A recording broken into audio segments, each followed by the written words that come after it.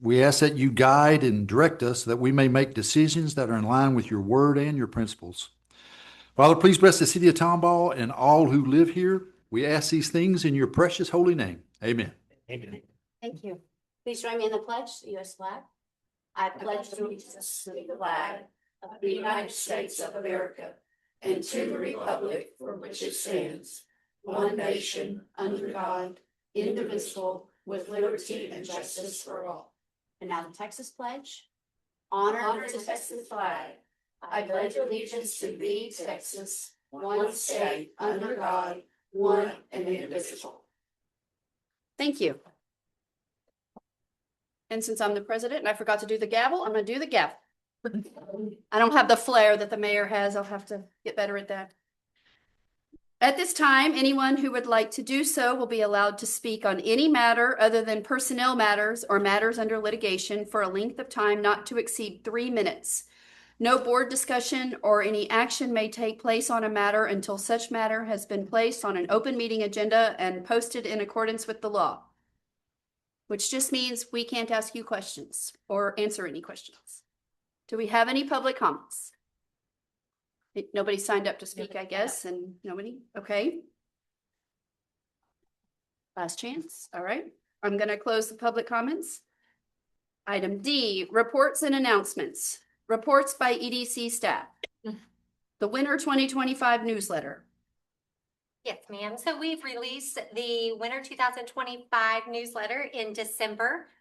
This newsletter features lots of events that we were a part of or hosted or went to, but I think my favorite is the Christmas card with our winner of the ugly sweater contest. You might notice her. She is our very own Latrell Shannon, who grinched the place and with her fabulous outfit. So congratulations, hands down winner. And that picture also should have had the back. Yes. The whole back was decorated as well. Complete outfit. It was not a competition. You just stole the show. So other things in the newsletters, obviously we always have success stories. We did have an update on a TISD Realtor Showcase. We had the ad for the Summer Youth Employment Program. Obviously those business applications, that window is open. They are coming in at a steady rate, which is amazing. We also had the announcement on the Tomball Legacy Square Advisory Committee members with the term limits. You can see it in front of you. And then a feature on Ms. Kelly Violet from Voyage Houston. So make sure and check out the newsletters that we put out. These are, I feel like, tastefully done, but it's a great way to stay up to date with some of the current happenings. So next up, the Tomball Legacy Square Advisory Committee will meet this coming Thursday, January 15th at 10 a.m. at the TDC office till 11:30. Duncan Webb, the consultant handling the redevelopment market study, will be in town to meet the committee members and go over an overview of the project. The committee will also be electing officers, reviewing committee operation guidelines, code of conduct, social media, all of the fun things. The committee consists of the 12 stakeholder members that were selected at our last TDC board meeting. It also has 3 of our very own board members that were elected. Those are Mr. Danny Hudson, Ms. Latrell Shannon, and Mr. Wayne Hall. And we also have Randy Parr serving on the committee as the city council member. So we look forward to bringing you updates each month, but February will be a great update from that committee meeting.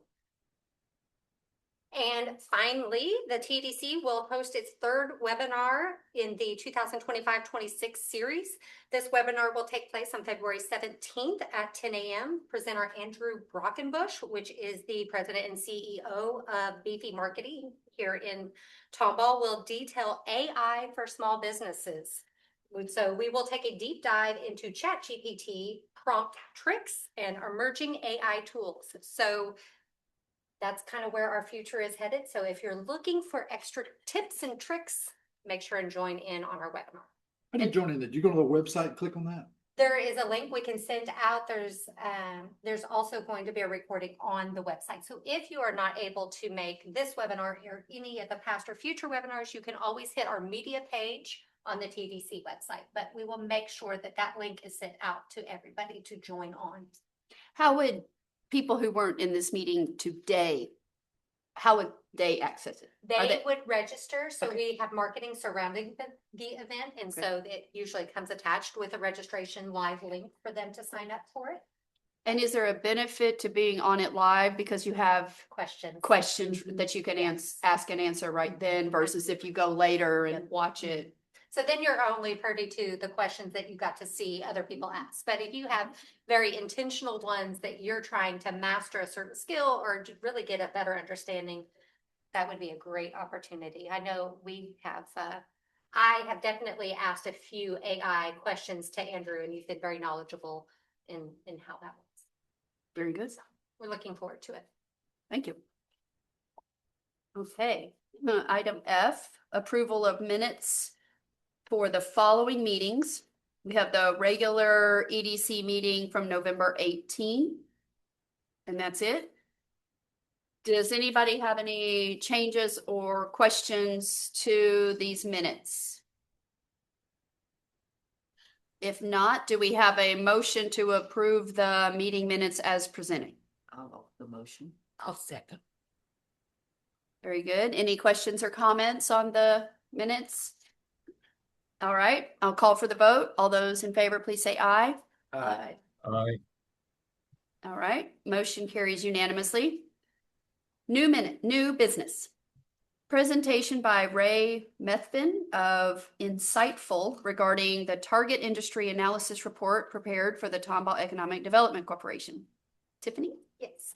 So as it's listed in your data sheet, we started working with Insightful back in 2020 to conduct a comprehensive analysis aimed at identifying and supporting the industries that align best with Tomball's competitive advantages, our workforce strengths, and long-term economic potential. This type of analysis provides critical insights into the industries most likely to move here, develop here, and all of the things that we need to make sure that we have insight on to work with our developers. I'm happy to finally report that we've worked with Ray throughout the past several months, and we are able to have him present the final report of the data. And so I'm happy to introduce Ray, if you can hear me. Hi, I can. Hi, Tiffany. It's good to see you. Good to see you. Thanks for being here. So I'm going to turn it over to him to kind of go over the outline of what his findings are. You will see some pretty significant changes from the 2020 report. Obviously, I don't have to remind you that COVID happened. And so we knew that we needed to refresh and update this report. And some of the strong industries that we saw then just didn't quite make the list this time. So Ray, I'll let you take it away. Okay, thank you. And let me ask you, Tiffany, I assume I'm on a screen, and can I share the screen so that I can show the PDF as we work along? You are on the screen. I do not believe there is a sharing. So Tori can share it, but we do have your report to where Okay. if you want to reference pages as you go through, and so we can make sure that the report that you have done is on our screen. Oh, you know what? I think it's going to oh, someone else is sharing, and it says that now I am able to. There you go. Good. You have control. Good. Again, everyone, Kelly, Tiffany, members of the board, thank you for allowing us the opportunity to be here and to meet with you today and to discuss the refresh that we did on our original 2020 economic development and target industry analysis. I appreciate the opportunity to be here. I will try to work our way through a pretty lengthy report, and you have the report in front of you. There is a really good overview and executive summary of the entire report in the first 5 pages of the report. As we go or after we're finished, take a look at the overview. It shows a lot of what we'll discuss in more depth. Now, I'm going to move us directly to page 6, which first talks about the methodology that we use for the report. And I will also say in each of these larger sections, you will see an executive summary that summarizes each of these sections as well. I'm also going to magnify a little bit. First, a little bit about the methodology. This target industry analysis was conducted, as Tiffany said, to identify the most competitive and high potential opportunities that you have in your Tomball region. Several items integrate into this evaluation to come up with our results. The purpose and framework, there's a multi-phase approach that combines both structured analytical procedures, a lot of data, with narrative interpretation and qualitative procedures as well. Boots on the ground, conversations with local people, conversations with the economic development, conversations with some of the folks, the leaders around Tomball, to get a qualitative feel for your community as well as what the historical data shows. Now, data sources are very important. We use a number of data sources, including several national data sources, including the Bureau of Labor Statistics, the U.S. Census, industry and occupation projections, and GDP and output data. We also look at local and regional inputs. Now, from there, we look at comparative data, and comparative data helps us begin the process of understanding not just what Tomball has, but how you're also most competitive against other geographic regions. Where do you have a chance to succeed and to excel? We use regional cluster benchmarking. We use industry competitive indicators to see again where you are at a competitive advantage. And we use LQ as an abbreviation for location quotient. Again, these are all performance indicators to try to give us an insight how Tomball is at a competitive advantage. You'll also find in the report a page or two of definitions that will give you a little bit more understanding about what is a cluster, what is LQ or location quotient, what is industry competitive. Then we look at our analytical process. We start with a regional definition, and it's important to understand for Tomball, we're using a 60-minute drive time radius labor shed as definition for this analysis. And what makes that definition for us, we're looking at inbound and outbound commuter flows. At its basics, we want to see where will people get in their car and drive to the Tomball area to go to work. That is a best definition of your actual labor study area. It's also the definition that that the economic development community and professionals are going to use. Site selectors, site consultants, corporate decision makers, they are interested in knowing right off the bat, where will people get in their car and drive to Tomball to go to work? From there, what do those people do? What kind of labor skills do they have? Basically, who are they? So that gives us another indicator about what Tomball can do to excel and succeed. From there, an industry screening. We looked at industries using employment size, job growth. Again, the term you're going to see a lot, LQ or location quotient. What are the wage structures, the stability and the supply chain relevance that's very important to the Tomball and the greater Tomball area. Once we had a short list of industries, we analyzed those for specialization. What is the employer presence in your local area? What does the cluster look like? And a cluster is a larger gathering of complementary industries that support each other. A cluster, and that is given a value. And it's a value-based, it's a value comparison against the U.S. average. For anything, if you have a cluster value of 1.25 or more, that's considered a really strong cluster in comparison to the U.S. average. Looking at our next page, we look at a workforce and occupation analysis. What are the wage competitive like? What are the skill requirements of the different industries and sectors we might look like? What's the talent pipeline and the education pipeline look like? How are you not only meeting labor force needs now, but how is the Tomball area, how is the education pipeline meeting education needs and workforce development needs for the future as well? Asset and infrastructure. This is going to be really important because this is one of the big delineators for this 2025-26 report. Some infrastructure that simply wasn't available in 2020 and made some different decisions. Now that's going to have a big spotlight for one of the sectors that's now a great possibility for the Tomball area. Then, as I mentioned, moving away from the hard data sources, a qualitative input. What are the local perspectives?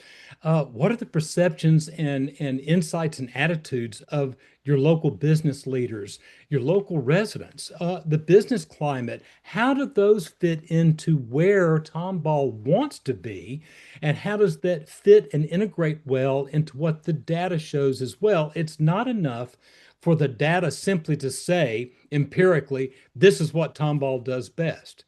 We also want to make sure that the folks who are Tomball want that as one of the possibilities. If it doesn't match your local climate needs, desires, then it's not a good match. We want to take that into consideration.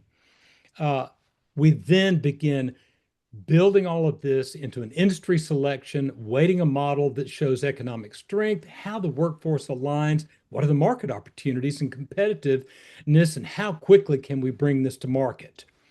Then spotlight documents that give a broader national view of what these final sector specific narratives and opportunities are. One of the things we want to know, is it a growing opportunity? Again, it's not enough to say, Tomball, this is where you are. The data shows you're ideal for this. We also want to make sure that being ideal means that this is a growth area. This is somewhere where you can look back 5 years, 10 years, 15 years from now and see growth in a specific sector, not just a snapshot in time.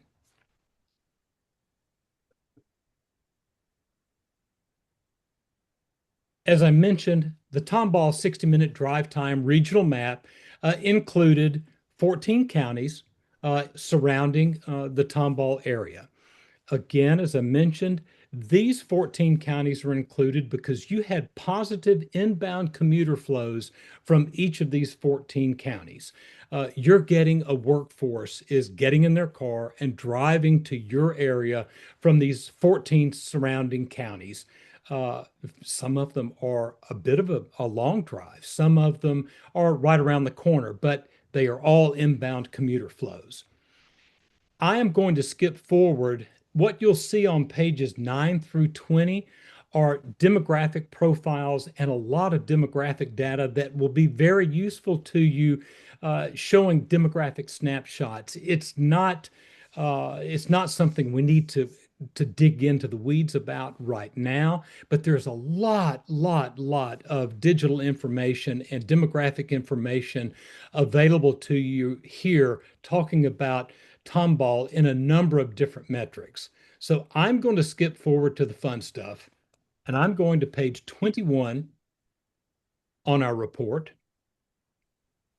Page 21 starts our economic developers report. And as Kelly and Tiffany know, this is something that we've added since the original 2020 RED-RL methodology summary and target industry analysis we did. What we have started doing is putting an economic developer's boots on the ground with a multi-day visit to the Tomball area. Longtime colleague, Joe Turnham, 30 years plus in the economic development space. He is also someone from an economic developer point of view. He understands that role. He understands those challenges. And Joe is also someone in his community, in his county, has been able to land over $1 billion in investment into his county and Economic Development Corporation in Alabama. He's also been a longtime colleague of mine, and he spent, as I said, back in mid-July, or the end of July, he spent some time on the ground in Tomball, and he developed this report. This report is kind of a bridge between what the data shows empirically and what an economic development professional eye sees as opportunities. How do we marry that data? How do we marry what seems to be good on paper with what boots on the ground visits actually reveal? One of the things Joe had to talk about is the fact that you're blessed with an economic development corporation that demonstrates such a high level of effectiveness, of strategy and clarity, of operational maturity, both as a board and as an effective leadership with Kelly and Tiffany. You operate, quite frankly, at a higher level than a lot of your competitors, a lot of your competition around the country. Joe was really, really impressed. And this is his write-up. He mentions that you stand out as a highly capable and well-managed organization. You're very knowledgeable.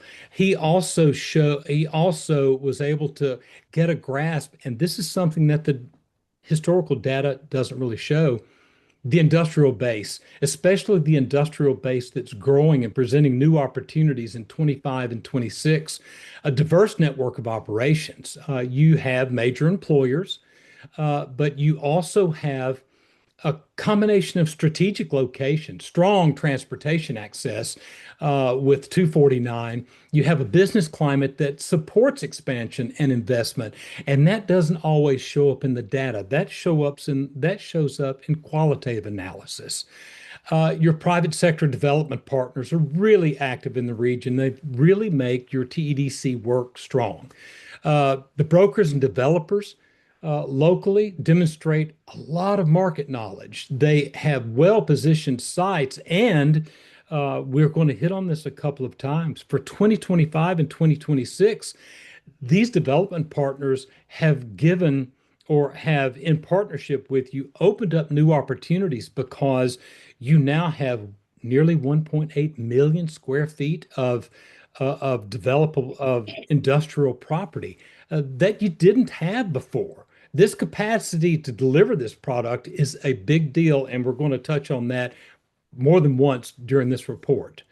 One of the major themes that Joe realized emerging from the assessment is your ability to refine and micro-target industries that are aligned with your strengths.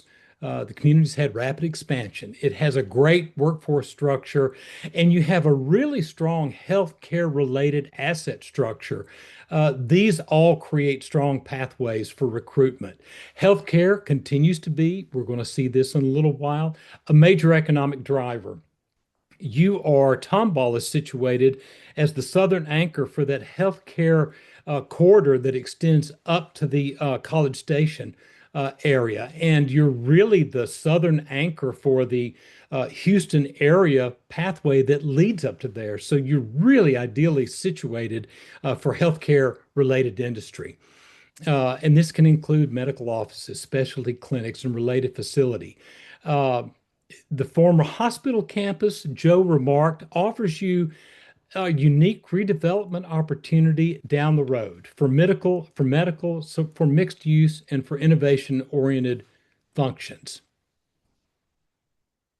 He goes on to describe that Lone Star College, Tomball, is a really, really big asset for you. They have a great health sciences program that's building a reliable talent pipeline. Texas Sports Medicine Center. It's a little older, but it remains a valuable asset that could benefit from modernization. You have great retail and commercial corridors.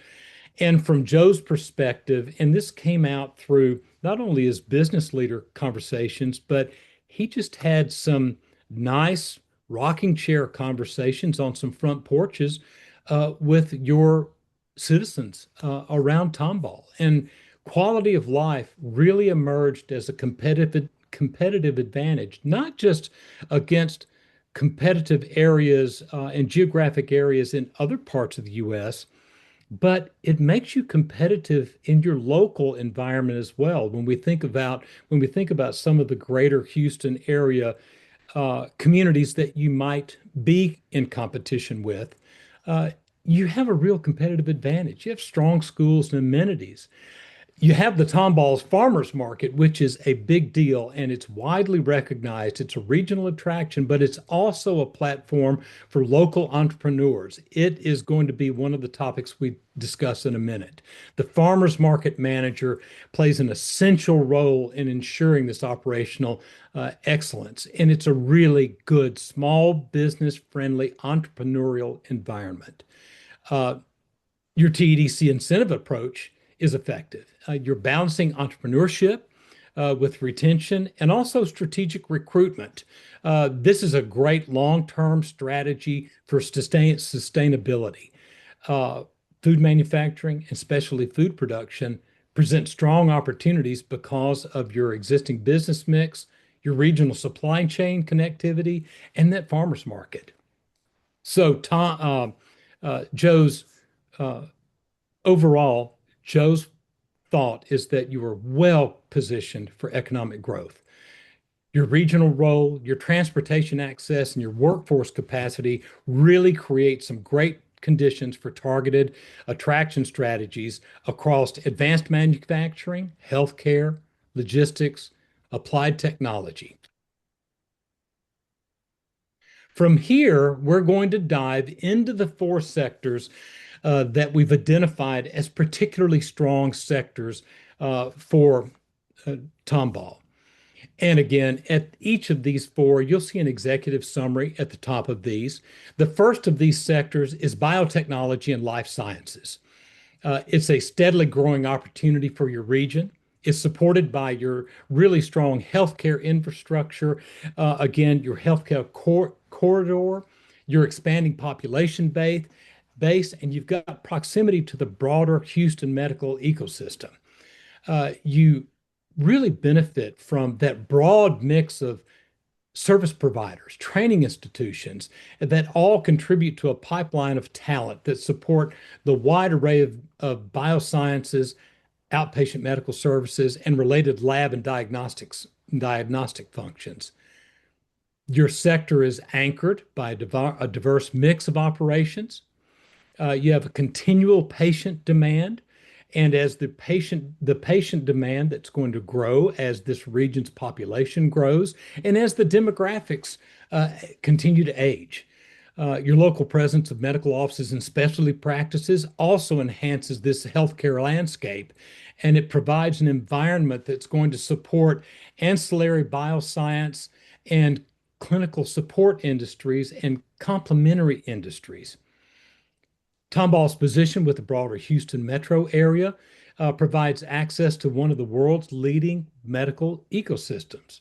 While you're not a core bioscience research hub, you have a strategic position. You have available sites. You have a workforce pipeline and an education pipeline that allow you to serve as a complementary location for a wide range of healthcare supported bioscience activities. These include precision diagnostics, imaging centers, medical testing laboratories, and special outpatient services.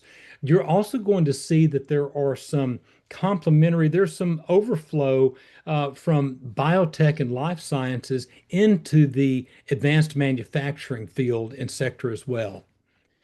Your local workforce assets really enhance your sector's growth potential. Again, Lone Star College Tomball provides foundational and specialized training, particularly in health sciences and allied health programs. This talent pipeline is key to supporting occupations that range from medical technologists, lab technicians, clinical assistants, and bioequipment support roles. This workforce availability combined with strong training allows you to compete effectively for mid-sized medical and bioscience operations who want proximity to the Houston medical ecosystem, but don't want the cost and congestion of being in the downtown, in the central metro Houston area. This sector also benefits from substantial consumer demand.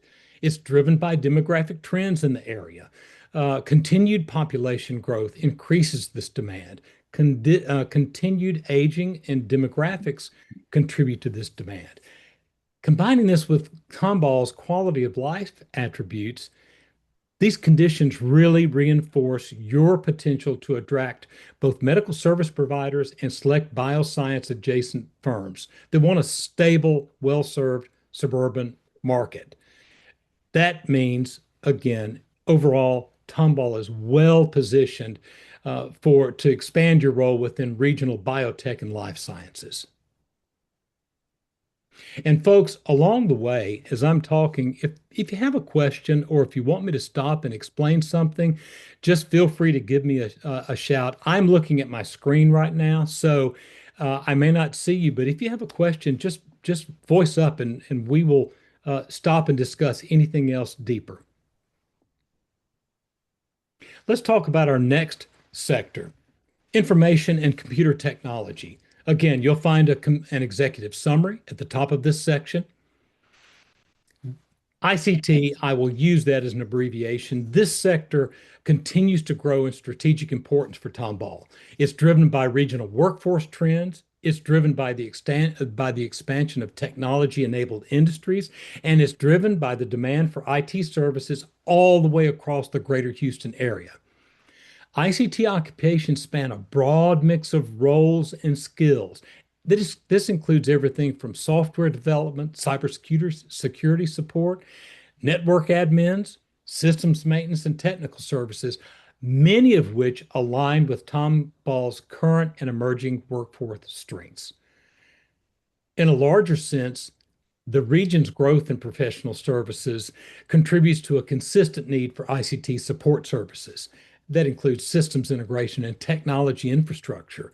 These industries rely heavily on IT service firms and managed service providers. This creates opportunities for Tomball to attract firms providing technical support, digital operations, and tech maintenance services. Your workforce pipeline supports these opportunities. You're offering training through Lone Star College and regional educational partners that provide talent in key ICT occupational categories. Computer support specialists, network technicians, security analysts, other related roles. These positions are critical for firms seeking suburban locations with reliable talent. They also are looking for lower operating costs and a strong market reach. Your proximity to the Houston metro area makes you competitive. Houston has a growing tech ecosystem that continues to generate demand for satellite operations that are ideally situated for Tomball, support centers, smaller tech firms. They want the advantages that you can offer of suburban environments, lower cost, and stable business climate, an established infrastructure, and a growing population without the population crush that Central Houston often brings along with it. ICT also intersects with several of Tomball's other competitive sectors. ICT intersects perfectly with healthcare. It also with logistics and also with advanced manufacturing. Each of these growing areas requires an increasing level of digital infrastructure, of cybersecurity, of automation especially, and then data management. These relationships create a cluster that creates opportunities across a growing, much wider sphere of opportunities that Tomball can position yourself to lead as a support hub for all these different operations. Again, this means overall, Tomball is really well positioned to attract and to retain ICT firms. Your strength, again, in your educational pipeline, your infrastructure, your suburban location, your lower cost of living, and your quality of life makes Tomball a really attractive area for firms that want to be in the greater Houston area, but again, don't want the crush of being in downtown and don't want the cost of being in downtown Houston. Now let's move to our third identified sector. This is food production and processing. In a lot of ways, folks, food production and processing is one of these because you have in Tomball, again, with the farmers market and with other existing uh, uh, providers and assets that you have, this is a real entrepreneurial opportunity for Tomball. Uh, you have transportation connectivity. You have an expanding consumer base. You have increasing regional demand for specialty and value-added food products that you're already good at. The community benefits from a labor force that already understands production, packaging, and logistics functions. You're again supported by assets and entrepreneurial assets that Tomball Farmers Market provides, a real environment that's conducive for food businesses and mid-scale and smaller scale food manufacturing operations. Really promising opportunity. Current industry activity in the area includes a variety of food distributors, processing facilities, bakeries, specialty food producers, and many of these leverage Tomball's suburban market structure and access to your regional supply chains. The presence of these firms means there's a broader trend toward distributed production. One of the things that we would look at as local supply chain, smaller scale specialty manufacturers and regional supply operations that want a location with favorable operating costs and reliable workforce. All of this aligns well with your workforce characteristics. You've got these accesses. Logistical strengths contribute to your region's potential. You've got great proximity to north, south, and east-west corridors. You've got that enables really efficient distribution across the Houston metro area and your surrounding markets. You have industrial sites and commercial developments within your community that provide opportunities, importantly, for both small batch producers and entrepreneurs, mid-sized food processors requiring access to utilities, distribution networks, and now you've got larger scale operations available and infrastructure is available as well. Consumer dynamics are really important to support this opportunity. Again, the region's growing population contributes to the increased demand for specialty food products, value-added items. Your strong quality of life attributes, including, again, the Tomball Farmers Market, create a local audience receptive to artisanal, health-oriented, and regionally produced food products. The market serves as a platform for emerging producers who may one day scale up into operations that require larger platforms, that require more skilled labor, that require larger spaces in logistical distribution. In summary, food production and processing represents a sector which Tomball can continue to mature its position. You can succeed now, and you can succeed as this sector grows. You've got the different elements you need. You've got packaging distribution, you've got supportive infrastructure and aligned workforce capability and growing consumer demand. I'm now going to move to our fourth identified sector, and this is an interesting one because as all of you probably know, and as Kelly and Tiffany and I discussed as we moved through our first three identified sectors for Tomball, advanced manufacturing wasn't on the map in 2020.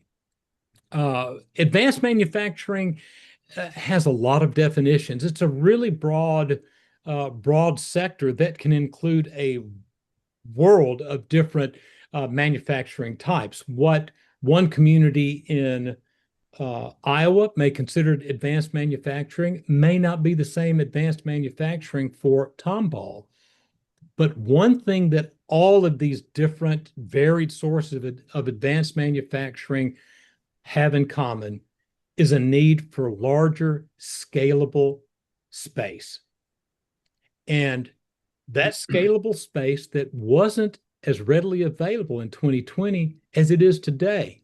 I mentioned this before, but now you have nearly 1.8 million square feet of industrial space. That means advanced manufacturing is on the radar now. And it's not on the radar just because of your square footage, but it is on the radar because of the other assets that Tomball brings to bear, but become possible because of your square footage. It should continue to play a central role in your economic base because it reflects not only the region's industrial legacy and its transition toward more specialized tech-driven production. This key recent development that I mentioned that strengthens this is the addition of your large industrial sites in and around Tomball. This expands Tomball's capacity to accommodate modern manufacturing operations, higher utility capacity, specialized infrastructure, and flexible industrial zoning. Advanced manufacturing facilities often need the square footage. They need warehousing, they need logistics, quality control, and equipment installation. The recent expansion means that Tomball directly addresses this constraint and enables you to compete for advanced manufacturers that require this scale, infrastructure, and flexibility. Manufacturing in the Tomball 60-minute drive region employs nearly 38,000 workers across 1,000 establishments and generates nearly $13 billion in annual output.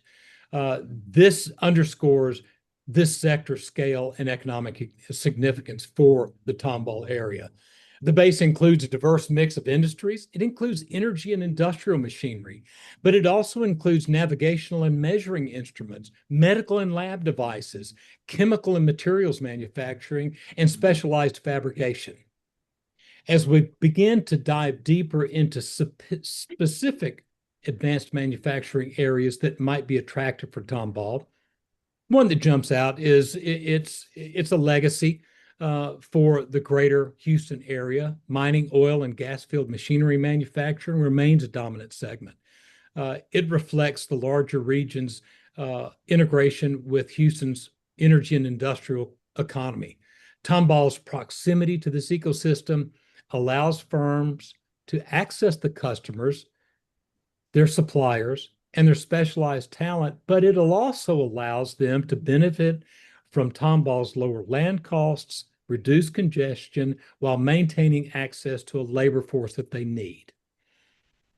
In addition to large-scale industrial production, you're well-positioned for specialized and precision manufacturing.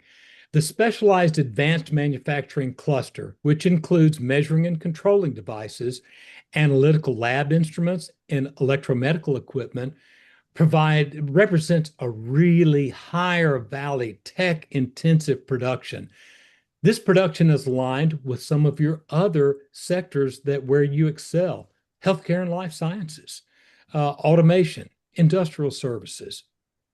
Your workforce pipeline supports both these traditional advanced manufacturing operations. Again, regional institutions that include Lone Star College, but also include San Jacinto College, Texas A&M, other regional universities provide training in workforce development and also high-end technical training and education opportunities across the platform of technical skills that are required by these modern manufacturing environments.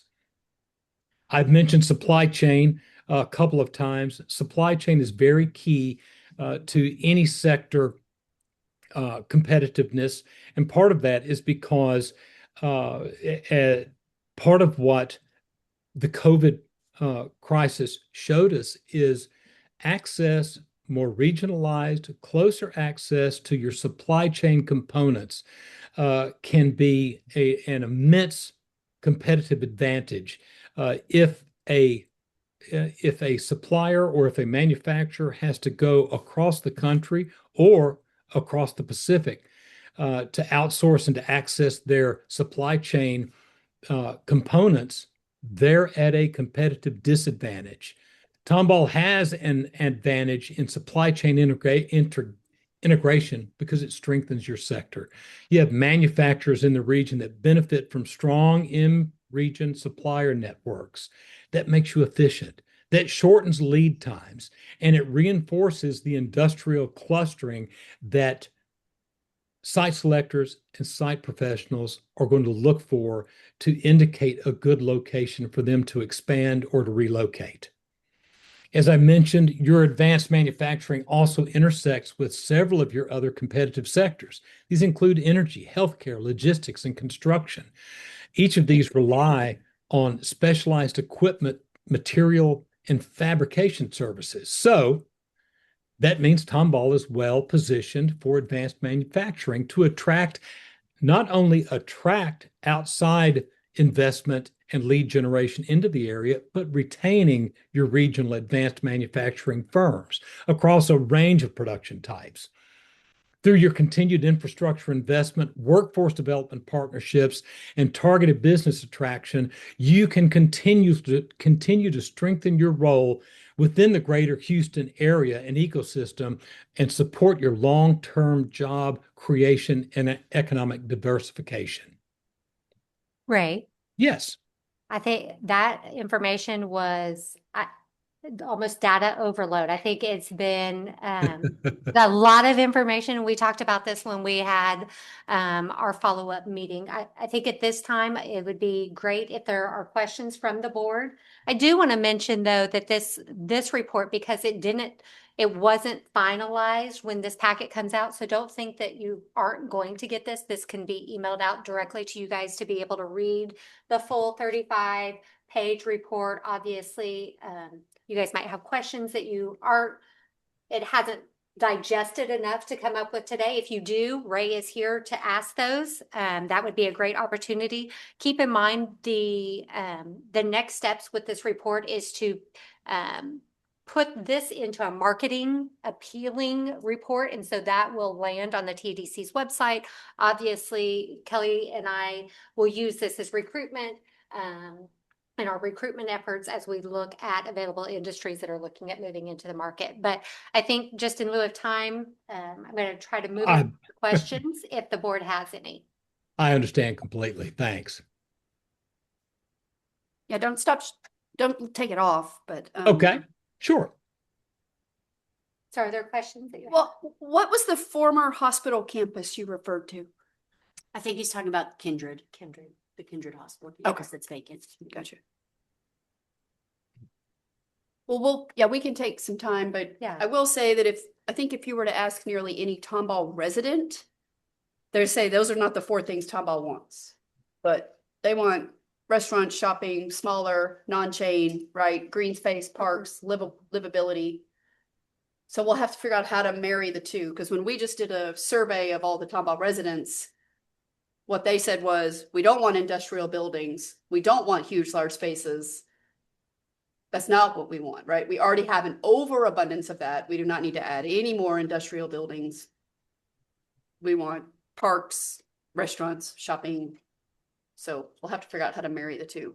Yeah, and that's a good point. And there's always, that's tough finding that balance because you do have to find the balance between continued growth that will fund and will allow the hospitality industry to grow. They really work together, but you will have to work to find a balance between the two. Absolutely. All right. Anything more from the board? Thank you A very quick much. show of hands. Is everyone still awake or did I put you to sleep? Oh, we're awake. We're awake. Everybody's awake. Yep. Thank you, Ray. Thank you, Ray. Thank you so much. Thank you for the time. I appreciate it. And as they mentioned, we're always here to answer more questions. All right. Number 6, consideration and possible action to approve the Tomball Economic Development Corporation incentive policy. So we've been working with TXP. TXP has done work for the city of Tomball. They were involved in Tomball's comprehensive plan update. They did the economic development component. So we've been working with Travis James and Trey Jacobson from TXP to develop the incentive policy that we discussed when we did our strategic plan. It's one of our strategic plan items that we want to accomplish this year. We have been working with Trey and with Travis over the past, I guess, a number of months Yeah, to get us to this point. And I think we're at a point where we feel very confident with what has been presented to us. And so I'll hand it over to Travis to just give an overview of the incentive policy draft. Well, Overview. understood. I will be brief. So just as a reminder, it's good to see some familiar faces. I'm Travis James. With me is Trey hiding out there in the background. I first was brought in to work on the tax increment reinvestment zone when Jessica Rogers was still here. She said to tell you all hi. I talked to her today, working with her on some stuff in Fort Worth. Is she packing her bags to move back home yet? No, I'm just kidding. We love Sakura. Well, that's a great point. And then I was part of the comprehensive planning team. What you have in front of you, and I won't necessarily go through this packet in detail. The first slide tells you our scope. It's a little bit broad. We came in, looked to see what you're doing as it relates to incentives, best practices. Are you following the standard process, protocols, procedures? And the answer to all of that was yes. There were some other things that came out of that were related to the next document we'll go over, but talking with Kelly and her team that we wanted just to document. We were part of when Alicia Cook was here, that strategic planning exercise. A couple of those were make sure this group and the city council have a shared definition for what counts as success for economic development. That makes things a lot easier as you're bringing projects to bear. Think maybe about adopting an ethics policy. That was an issue at the time about who can qualify for incentives, who can't. So those were some of the things that came out of it. Also sort of marketing the incentive programs a little bit better to local businesses. Not everybody was aware of them. So I'm not going to read all of those to you, but in this packet, there were sort of 11 kind of high level findings that ultimately led into what we were tasked with doing. I will say there were two others at the end. Number 10, we're thinking about tax increment reinvestment zones for part of your catalytic projects. TERS, TIFs, people use those terms interchangeably. They're a great tool. They're not always appropriate, but I would just say make sure you don't preclude those. Make sure you look to see if they make sense for Live Oak and some of those other things you're doing. Number 11, and we can talk about that in a second, was a couple of your incentive policies do not have a minimum. So it's pretty common in cities to say to qualify, you have to meet a minimum. That's number 11 on the last page on slide. Probably 9, I'll keep going down to the end. And again, I could come back to this or answer these. The job creation retention grant program and targeted infrastructure don't have minimums. So that may be something you all want to consider thinking about. Is there a minimum? Sometimes people put those in place just because you want a certain level of project. Others just don't want everyone. And it makes it a little bit easier for staff to say no, to be honest with you, or council to say no. So think about, do you need a minimum on those? I can come back to that, but in the interest of time, again, you're doing things great. You're following best practice. You're ensuring the city has a positive return on investment. Sometimes it's higher or lower than others, but the goal is to make sure you're not losing money. You're doing that. So we can talk about those 11 recommendations if you want, but then our final work product is this document that you have in front of you. You have a lot of good incentive programs and policies in place, but it wasn't consolidated sort of into a single document that people could pick up. So what you have here is a consolidated document with a couple of recommendations. And Chair, if you don't mind, I'll just point out the highlights. What you have on page 2 is an acknowledgement. One of the things we're working on the comprehensive plan on page number 2, number 3, prioritization. It says make sure as you think about incentives, you're focusing on those key kind of economic development components that you find in the comprehensive plan. So that's going to be Old Town, that's your Live Oak redevelopment, that's the First Baptist Church. You heard a lot about the medical district. And in the comp plan, we talked a lot about you're getting some older commercial corridors. So how do we reinvest in those to make sure they have that same standard for what we're looking for in Tomball? Then when you see beneath that again, if you choose to adopt those target industries, make sure that that's a priority and that's what you're going to focus on. It doesn't mean that you won't incentivize other types of projects. You're just saying, hey, staff, focus on these key elements of the comp plan and then focus on these target industries. That makes sense to everybody? A lot of sense.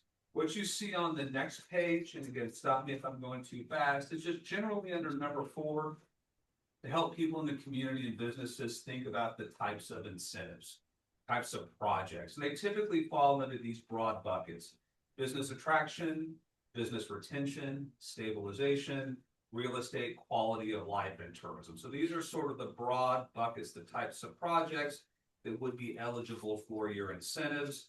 The next couple of pages sort of describe the incentives that you already have. But if you go to page 6, two things that Trey and I are recommending that are new. We call it a business stabilization program. When you think about the improvements that are going to happen along Main Street, it might take a long time. And what we see in other communities, that large scale infrastructure projects can make it really challenging for the businesses that are there to stay open. And so San Antonio has done this on the Broadway corridor. If you're familiar with Pearl is in downtown San Antonio, it took up much longer than they anticipated to finish that project, and businesses really struggled. So one idea is to think about a program that if you have a long-term infrastructure project that impacts businesses, how you might be able to just help them stay in business. Whether that's marketing or some rent support. We list a couple options, and it's going to be project specific. Is there a way you could provide us with a format of other cities that have done that? Do they do it as a percentage of sales? It really just depends on what the need is. So some of it's just going to be, hey, we demonstrated that our revenue dropped from this to this. It's just a cash grant. Others might be some rent support. So I think it really, some of it may be marketing, maybe parking, maybe signage to say, here's how you get to the businesses and move around and navigate. We can provide some additional examples. That'd be great. Does that make sense to everybody? It's going to look and feel different. You don't currently have an incentive program right now that's will clear you clearly to that. So that's something that we're recommending you add. The second one is what came out of the comprehensive plan, and one of my recommendations is to think about high profile shopping and entertainment centers. So whether it's an older commercial corridor, whether you're working with the owner to reinvest or make some improvements, you know, every city you've been to has the old mall that closed down, and it's tough to try to keep it up and running. And so you just have some older commercial corridors. So a recommendation is think about creating a program that will selectively help those high impact shopping centers. That makes sense to everybody. So it may have a little bit of a different look and feel. So those would be two programs that you need to create. Those do not exist today. I would like to remind everybody, when you turn to page 7, you do have a couple programs that do not require a positive return on investment. Those are going to be your facade grant, your summer youth program, and some of those rental assistance programs. You evaluate those slightly different. That's okay. Other cities and EDCs do that, but not every program you have will you run through the model and say, how much revenue does it bring in over 5 or 10 years, and how much are we giving up? You do these for other important reasons, and I think long term they do have that positive return on investment. You just wouldn't see it, you know, in the summer youth program. Makes sense to everybody on how that one works. So after that, I think it's pretty straightforward. I think you're doing, you know, Fran, I think you're doing everything the right way. We're recommending that you add those 2 incentive programs and then look at the recommendations in that slide deck that Tori used to have up. So the ethics policy, marketing, consistent communication with the EDC, and then again, think about maybe setting some minimums on those 2 programs that don't have minimums. So I covered a lot.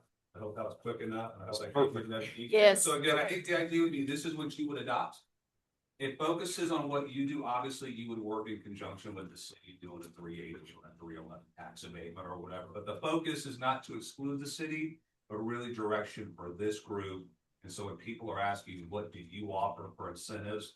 This lays it out. And then most of the programs you have a separate application that needs to get filled out. So we did not include sort of a generic application. Some cities have this with a generic application. You decided to do specific program applications in lieu of that sort of generic high level application. So with that, I can answer any questions.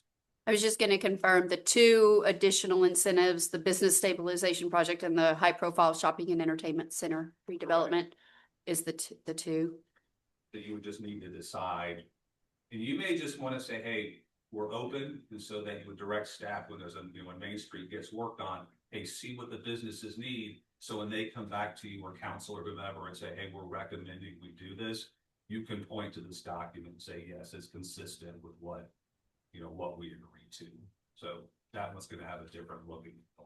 This is really helpful, this document here. Good, thank you, sir. Do we have From- quality of life grants, right? I mean, really, the business improvement grant is what we've internally considered as our quality of life style grants, because if things are well lit and well taken care of, it obviously produces a Right. positive outcome. That, plus we've done signage for the museum center in the past, restrooms for the downtown. So quality of life type of projects that could be city agreements, or they could be like through business improvement grant from the private.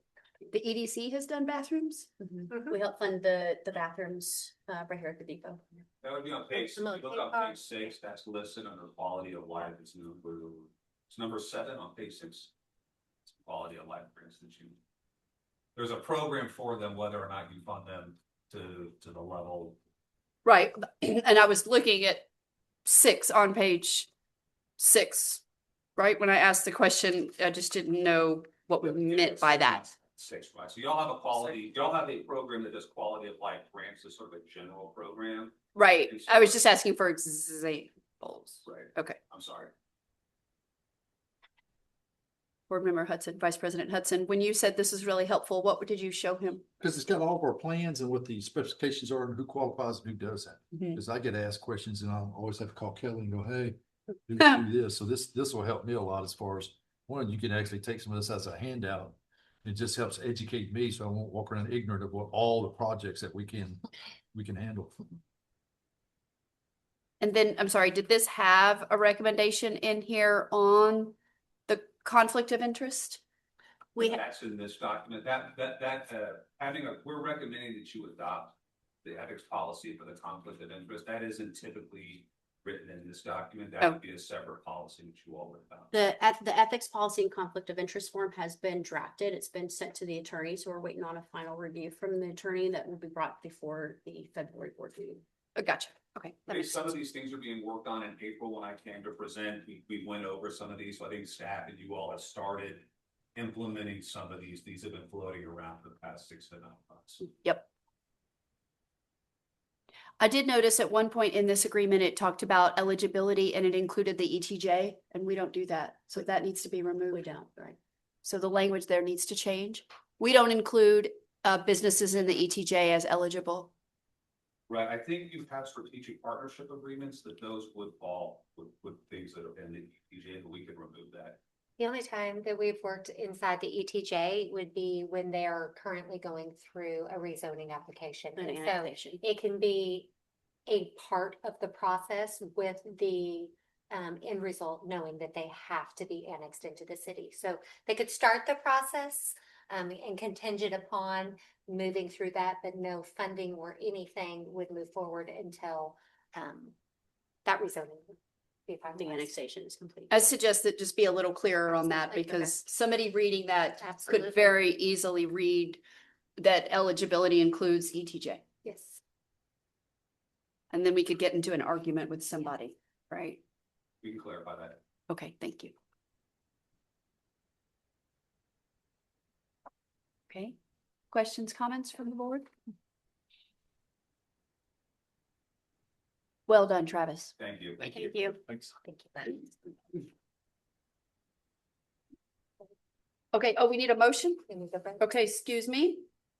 Is there a motion to approve the Tomball Economic Development Corporation incentive policy with the language change on the removing the ETJ? Do we need to Motion. see it? Second? Okay. All right. Comments? Questions? Okay, call for the vote. All those in favor, please say aye. Aye. All right, motion carries unanimously. Number 7. Consideration and possible action by the Tomball EDC to approve as a project of the corporation an agreement with the city of Tomball to make direct incentives to or expenditures for property acquisition for the future development of a public safety complex to be located at or near 810 West Main Street. The amount of the expenditures for such project is $2.3 million. Kelly? If you recall, during our budget process, we spoke with the city regarding property acquisition to help facilitate the construction of a future public safety complex in City Hall. This is the formal request for the funding for that property acquisition.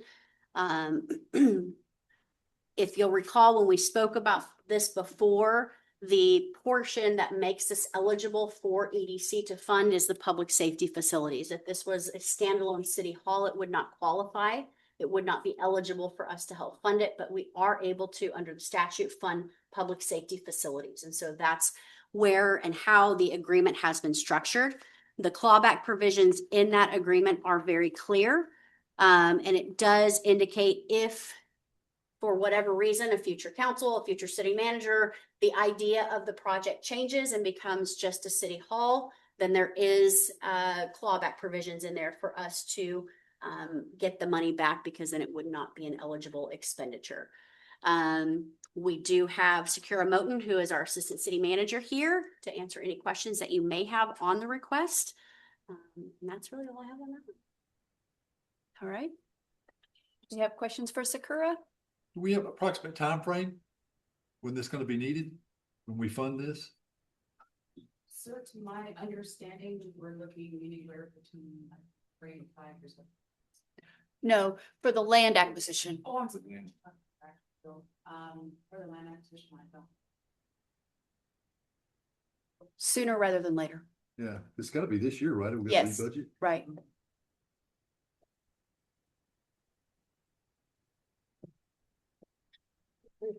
To start or to go? We put DART. We put in the agreement, what we defined, and that was in conversations with David, was that they have a time frame. If you look at the section number 2 under the letter agreement, construction of facility, basically it gives the city 4 years to begin design of the new complex and then 6 years to begin construction. That's about right.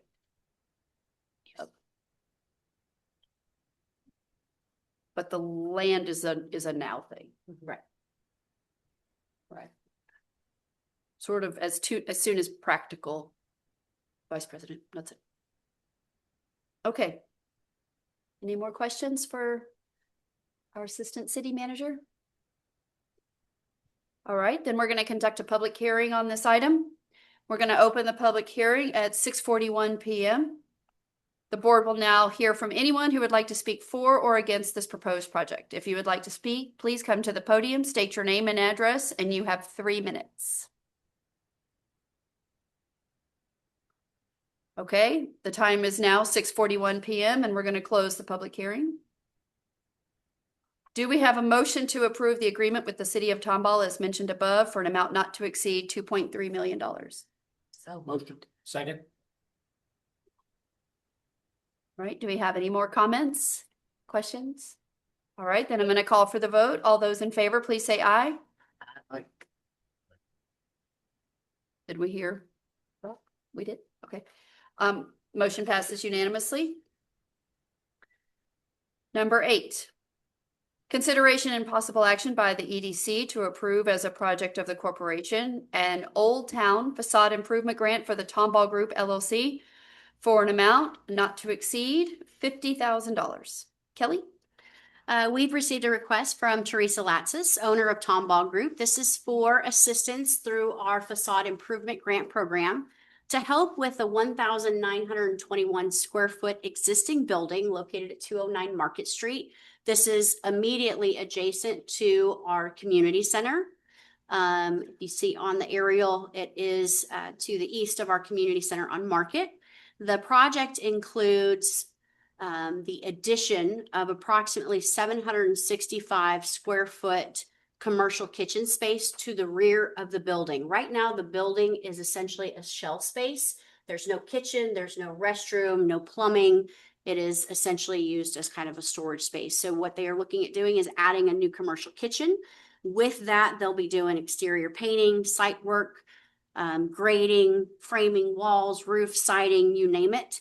And then they're also doing other improvements to the building and to the site. So the building improvements include exterior painting enhancing the small columns that you see in the front of the building, new building lighting, as I said, framing, walls, roof, siding, trim, exterior doors, new HVAC, plumbing, electrical, and a new interior restroom. The colors for the exterior building, you can see are the Everlast Satin Ultra White and Everlast Satin Base for enamel. Go ahead. Our total project investment is about $227,398. The interior costs are $129,047.75. And then the total eligible exterior costs are $98,350.31. The Business Retention and Expansion Committee did meet and review this application on November 18th. It received a total score of 52. Projects with a score between 46 and 60 are eligible up to for funding up to $50,000. The applicant did receive conditional approval on this project on November 18th. Final approval will be by Tomball City Council by 2 separate readings of the resolution. While the conditional approval enables them to move forward, it is at their own risk, and they are aware of that. There is no guarantee that the funding will come through, and final approval is still required by the EDC board and city council. Teresa is here, and I'd be happy to answer any questions that you might have. Does anybody on the board have questions for the applicant, I've got one Teresa? very important question. Do you have somebody that's moving in already? And if they are, what kind of food are they going to serve?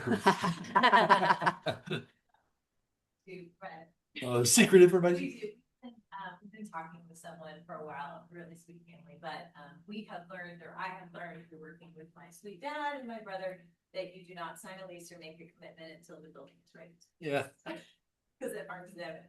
good thought. But I am happy to answer your questions. And I do want to point out one thing, if I may.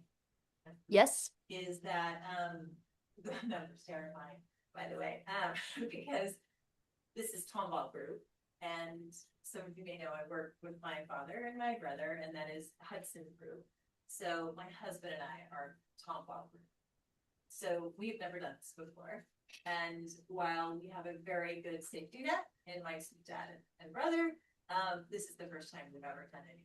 So we are very excited and terrified and just can't wait to bring a restaurant to that area. And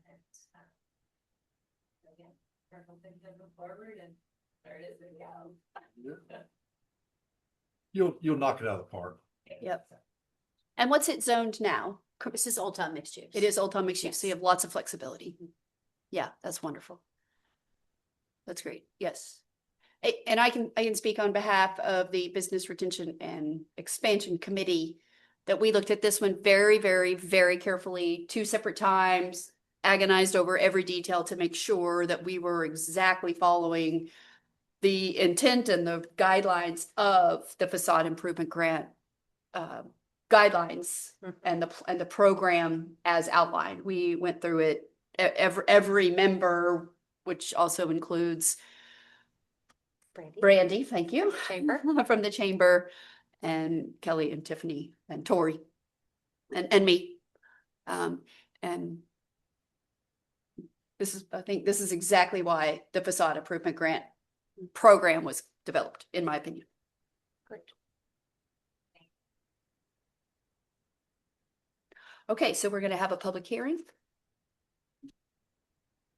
The public hearing on this is going to open at 6:47 p.m. The board will now hear from anyone who would like to speak for or against this project. If you'd like to speak, please come to the podium, state your name and address, and you have 3 minutes. Is there anybody who would like to speak on this item? If not, then we are going to close the public hearing at 6:47 p.m. Do we have a motion to approve the agreement with Tomball Group as mentioned above for an amount not to exceed $50,000? Motion. Do we have a second? Second. Any comments or questions on this item? Pretty simple. Yeah. We've got 5 people, 5, I think. Yeah, 1, 2, 3, 4, 5 looking this over, so we got to think you did a pretty good job. Yeah. Yes, very nice. Thank you. I All think right. It'll be a fantastic project for downtown. Yeah, Really such a well. perfect location. Yeah. All right, all those, excuse me, I'm going to call for the vote. All those in favor, please say aye. Aye. All opposed? Motion carries unanimously. Very good. Best of luck to the Tomball group. Consideration and possible action, number 9, consideration and possible action by the Tomball EDC to approve as a project of the corporation another Old Town facade improvement grant for the Tomball Social House to make direct incentives to or expenditures for building improvements for an amount not to exceed $26,507.50. Kelly? Yes, we've received a request through our facade improvement grant from Tomball Social House. The address is 209 Fannin, so same area that we were just talking about. This is for improvements to an existing building, actually 2 existing buildings. The facade improvements to the front of the building include new painting, some siding, trim, and deck and column stain. It also includes the remodel of an existing 200 square foot building that's to the rear of the property, and the construction of a new covered patio. The rendering on the bottom right is a kind of a AI example of what this will look like. The red is not it's not going to be painted red, so that's a little bit different from what you'll see out there, but they will have TV screens under the covered patio. Go ahead to the next one. And this will show you kind of the inspiration photo of what the interior of that 200 square foot building will look like. They're hoping to be able to use it for private events and meetings and such. Right now, it's just being used as storage, as you can see. It will include new flooring, new shiplap walls, a metal ceiling, and cabinetry. The overall project investment is $53,015. The eligible interior improvements are $27,700, and the eligible exterior improvements are $25,315. We did review this with the BRE committee on January 6th, and it received a total score of 45. Projects with a score of 30 to 45 will be eligible for funding up to $40,000. They were issued a conditional approval letter on January 6th, and again, final approval is via the EDC board and 2 separate readings of City Council. Peter Warner is here, and I think happy to answer any questions that you may have on this project. Anybody have questions for the applicant? Now, when did you open up? We opened to the public September 18th was our soft opening. Our grand opening was mid-November. Yeah, I think so. And unfortunately, I have not been by the, it's on my short bucket list. Heard great things about you guys. Always good to have a Tomball bucket list. Yeah, isn't it? Yes. It's a lot quicker. Looks like a good addition, real good addition. Even just before you opened, walking by, which I do a lot of walking, I love the color of the building. That dark Looks paint nice. in the door has a nice impact on the area. It looks very sharp. We wanted to add to the Tomball base, I guess you could say. So that way, we don't want to, and I always reiterate this to anybody that asks, or doesn't ask really. We don't want to be a dive bar. We don't strive to be a liability to the city. We want to be an asset. We want to bring more light to the city and add this place, what we call the social house. So that way it's a place for people and everybody to come and socialize and get up and see Tomball. I have a question. Just amazed at what you can do with such a small space. Yeah. Will you have live music outside? Yes, ma'am. We have live music every Friday and Saturday. And then with the new addition of the TVs, we'll be able to try and I'm going to put a live camera feed because the band will be kind of off to the right now that we'll have those doors open, and that live camera feed can play on the TVs. Concerned about The sound, yes, and you'll want to sound because study that's the- residential. It's mixed use, I guess. right, All that. but it's still subject to the sound ordinance. So you'll want to study the sound ordinance and get a little thing on your phone where you can gauge it at the property line, at the neighboring property lines. So before we had music out there, live music, I had a personal friend of mine who is really high in the sound department, I guess, like overall. So the way our speakers are set up, they bounce off the ground and they level out. So my neighbors cannot hear this. And we shut off our front music, our front porch music at 9 p.m. So that way we're not even close to the 10 o'clock because I don't want to be a liability to the city and I don't want to be a nuisance. And our back music, our live music ends at 9 p.m. and our system that plays any type of other music is shut lower till 9:30 and then comes off at 9:45. Excellent. And I know there's also been a lot of questions and discussions on food. Yes, ma'am. We have a food truck there. Okay. The Sweet Whisk, ran by Chef Judith. She used to be the executive chef through Chewy's and the Audrey, and then she started the State Fair menu before she stepped back and ran a pastry store with her mother. So we have an amazing brunch menu every Saturday and Sunday, and then we have steak night on Wednesday, and we're working on weekend Fridays, but we have food every time. Steak time. Steak night. I I know. always go for a good steak. 12-ounce ribeye, 2 rotational sides for $30. Wow. Wow. Date night. Yeah. And then what do you think your timing is on these improvements? I already have the barn renovation started today. Hopefully they will be done 2 a week, week and a half. I'm just waiting on some final projections with the porch build, and then we'll go ahead with that. That should only take about 7 to 8 days, and then the front, the side, I'm just waiting on the weather to lighten up a little bit Right. because of the concrete. Yeah. Very good.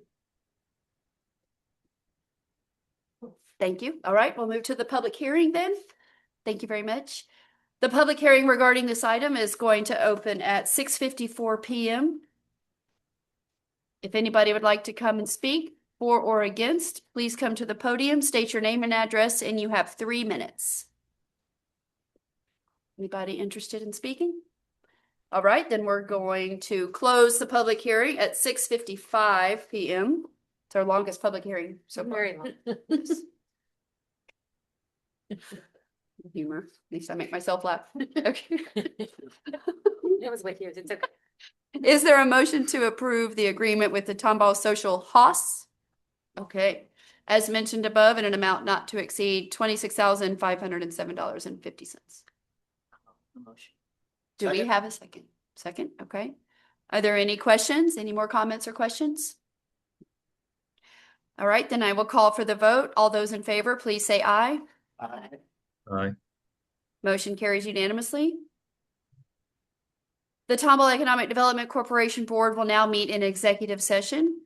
Looks like deliberation for real property and economic development negotiations. When we reconvene, we may take action, but we don't know for sure. So if you want to hang out, certainly welcome to, but absolutely not necessary. Thank you for coming. So it's 6:56 and we're going to adjourn the regular meeting and go into executive session.